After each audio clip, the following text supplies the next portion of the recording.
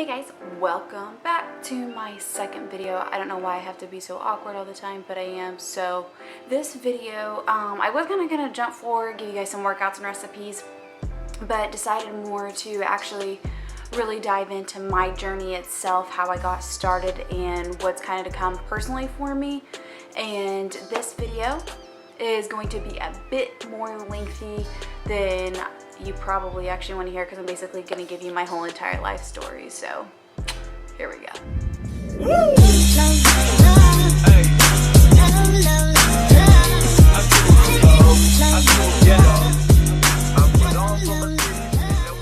How I got started on my journey was, I'm just going to be honest, I really was not happy with myself, with my body.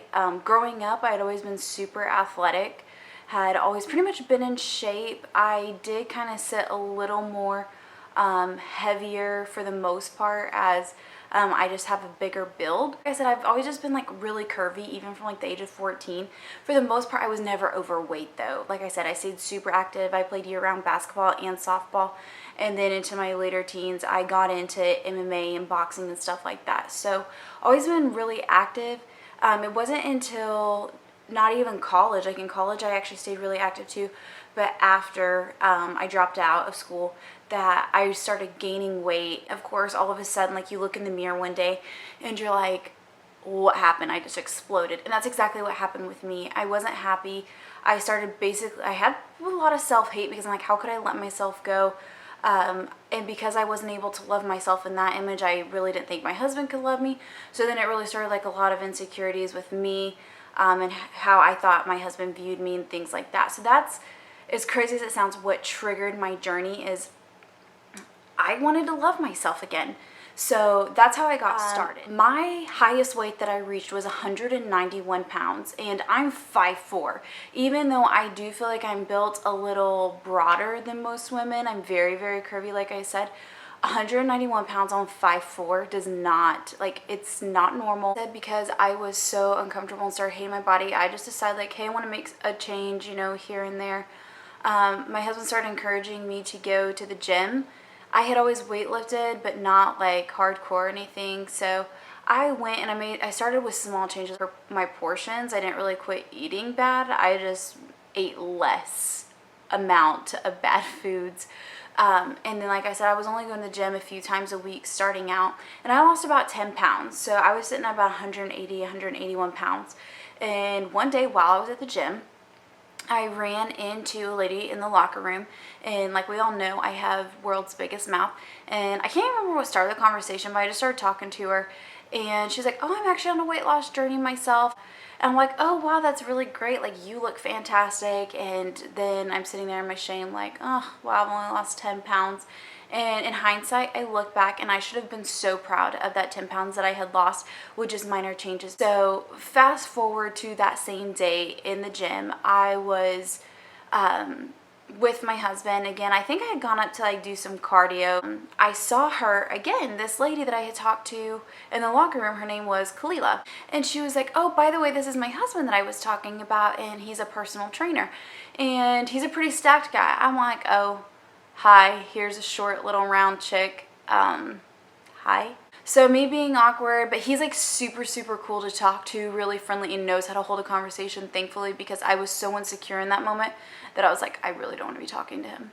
So anyways, that guy ends up becoming my personal trainer. I hire him for not only my workouts, but for my nutrition as well, which to me has been probably the biggest part of my weight loss and my transformation. I started getting the hang of like how I should be eating, how I should be working out. I really started picking up on things and was enjoying it. And I don't want to lie to you, it is not always rainbows and butterflies. And I would be a liar if I told you that it is easy and that it's always fun. But I will say it doesn't have to be miserable. And I have yet to be miserable in this journey. I want to make note of, that's, I think, another, like, probably the most important part of my journey to recognize, is the mental health and how much it changed me mentally. I feel like my physical transformation is just the representation to the rest of the world what has happened in my own mind and my own head and within my soul. So before I started this journey, not only was I wasn't happy with myself, like I stated, it caused lots of insecurities for me. I didn't think my husband was honestly like into me, just because I wasn't into me, so how could somebody else be? But I was actually seeing like a psychiatrist and a psychologist. I was going to counseling multiple times a week. I was dealing with some like really dark things personally at the time, and this was all, then I started getting in the gym a little bit, and I would say within 4 to 5 weeks, I couldn't believe how much my mind, like I was just so clear in my head. But I just felt healthy in my brain and my mind and my soul. And that is another reason that kept me coming back, that kept me saying, because even though I still wasn't in love with my body, I knew that this is the best I had mentally felt. And if I mentally was healthy, I could do anything else. I really could. So I really always like that idea too, and to recognize that this isn't just a physical thing. This is 100% mental. There are a few major things that I feel like had made my transformation successful. And the first one is that I took my weight loss slow. I wasn't always focused so much on the scale. Like, don't get me wrong, I did pay attention to it and always wanted to be losing more or be smaller in measurements.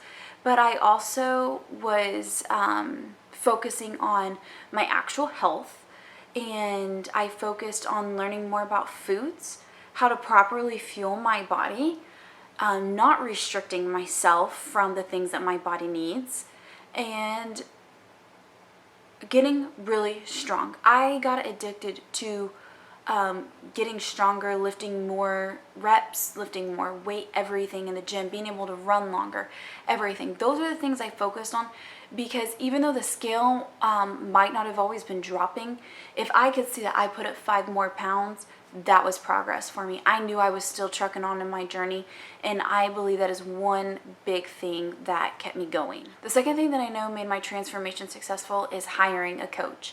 You don't have to hire a coach to be successful, but it makes it a heck of a lot easier.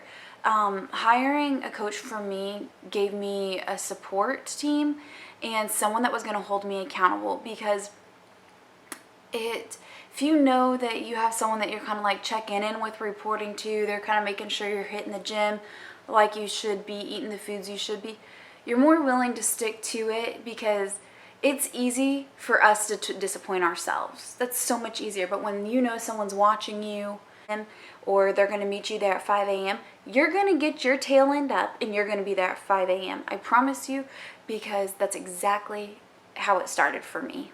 2 things that made my transformation successful is I kept in mind every single day that regardless of what happens out there in the world, this journey is all about me. This is the one thing I can be completely selfish in, and no one's going to shame me for it. This is me, and the only person I can truly let down in the end is Brenna. And I was tired of letting Brenna down. I was tired of her hurting and not loving herself. And keeping that in mind really helped push me just a little bit more, that you're doing this for you, and you are your power, you're your drive of what you want to see. It's not a linear journey. I don't care whose journey it is.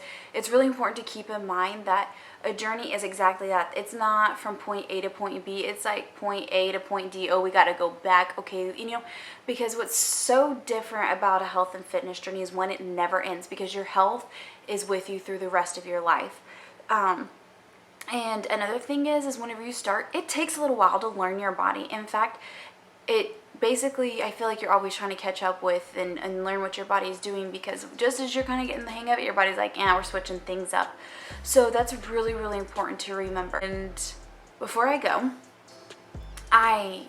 like I said, I had already planned to do like some food prepping and helping kind of like give some ideas of some good foods for you guys to eat and some exercises, but wanted to throw this in one first. However, I have already started filming a food haul video and what I pick up when I go grocery shopping and how I prepare these foods, especially like the more simple recipes.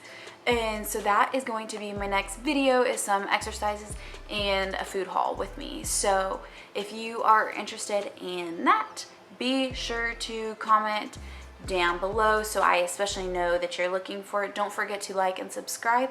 Keep following me on Instagram and stay interactive with me. You guys are really actually helping in my journey, as I feel like you guys kind of hold me accountable, and your guys' support is so crazy and amazing to me. So thank you all very much for that. But thank you for tuning in to the second video. Don't forget to like, subscribe, and comment down below.